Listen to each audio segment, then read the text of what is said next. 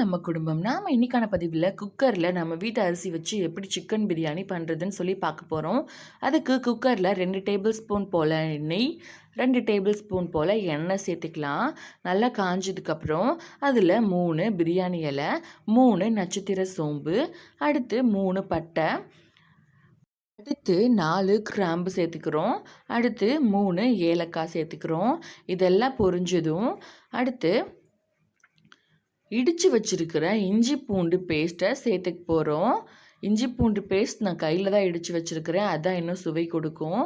அடுத்து 3லேருந்து 4 பச்சை மிளகா கீறி வச்சுருக்கோம், அதையும் சேர்த்துக்கலாம். பச்சை மிளகாவும் இஞ்சி பூண்டு பேஸ்ட்டும் நல்லாவே வதங்கணும். அடுத்து 3 பெரிய வெங்காயம் நீளமாக கட் பண்ணி வச்சுருக்கோம், அதையும் சேர்த்துக்கலாம். நல்லாவே வெங்காயம் வதங்கணும். வெங்காயம் வதங்கிறதுக்கு தேவையான உப்பு சேர்த்துக்கலாம். வெங்காயம் வதங்குறப்ப உப்பு சேர்த்தோம் அப்படின்னா வெங்காயம் சீக்கிரமாக வதங்கும்.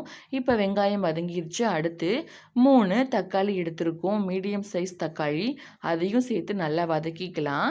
இப்போ தக்காளி நல்லாவே ஜூஸியாக வெந்து வரணும், தோல் தனியாக வரணும், அந்த அளவுக்கு வேக விட்டுறலாம். இப்போ நல்லாவே வெந்துருச்சு. இந்த டைமில் ஒரு கைப்பிடி போல் புதினா சேர்த்துக்கலாம்.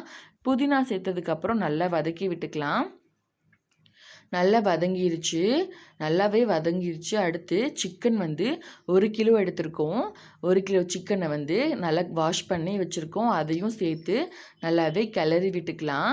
அடுத்து 1/2 கப் போல் தயிர் சேர்த்துக்கலாம். அடுத்து மசாலா ஐட்டம்ஸு 1 டேபிள் ஸ்பூன் மஞ்சத்தூள், 2 டேபிள் ஸ்பூன் மிளகாத்தூள், அடுத்தது chicken masala 1 spoon, garam masala 1 spoon, வீட்டிலையே அரைச்ச பிரியாணி மசாலா 2 டேபிள் ஸ்பூன் சேர்த்துக்கலாம். இது எல்லாத்தையுமே நல்லா மிக்ஸ் பண்ணி விட்டுக்கலாம். மசாலாவோட சிக்கன் நல்லாவே ஊறணும். இப்போது இந்த டைமில் லெமன் சேர்த்து நல்லா கிளறி விட்டுறலாம். இப்போ இந்த மசாலாவோட சிக்கன் ஒரு 5 நிமிஷம் போல் வேகட்டும். ஒரு 5 நிமிஷம் போல் அடுப்பை சிம்மில் வச்சுருங்க. மசாலா உள்ளே இறங்கினா தான் நல்லாவே சிக்கனும் நல்லா டேஸ்ட் கொடுக்கும்.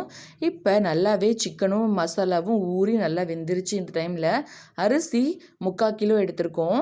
3/4 கிலோ அரிசிக்கு 1 கிலோ சிக்கன் சரியாக இருக்கும். இப்போ சாப்பாட்டுக்கு தேவையான தண்ணி சேர்த்துக்கலாம். 3 டம்ளர் அரிசிக்கு 6 டம்ளர் தண்ணி ஊற்றினாலே சரியாக இருக்கும். தண்ணி எக்ஸ்ட்ரா ஊற்றிட வேணாம். அடுத்து இப்போ சாப்பாட்டுக்கு தேவையான உப்பு சேர்த்து கொத்தமல்லி சேர்த்து விட்டுறலாம்.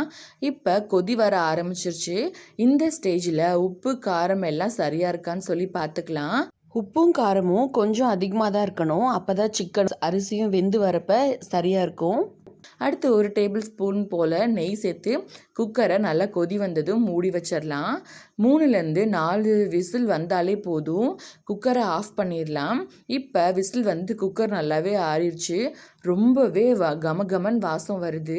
ரொம்பவே சுவையாக சூப்பராகவே சிக்கன் பிரியாணி ரெடி ஆயிடுச்சு. ரொம்பவே அருமையாக இருந்தது. இதை கண்டிப்பாக நீங்களும் வீட்டில் ட்ரை பண்ணி பாருங்கள். எப்படி வந்ததுன்னு சொல்லி கமெண்ட் பண்ணுங்கள். உங்கள் ஃப்ரெண்ட்ஸ் அண்ட் ஃபேமிலிக்கு ஷேர் பண்ணுங்கள். பதிவு பிடிச்சிருந்தா லைக் போடுங்க. நம்ம சேனலை சப்ஸ்கிரைப் பண்ணுங்கள். தேங்க்ஸ் ஃபார் வாட்சிங்.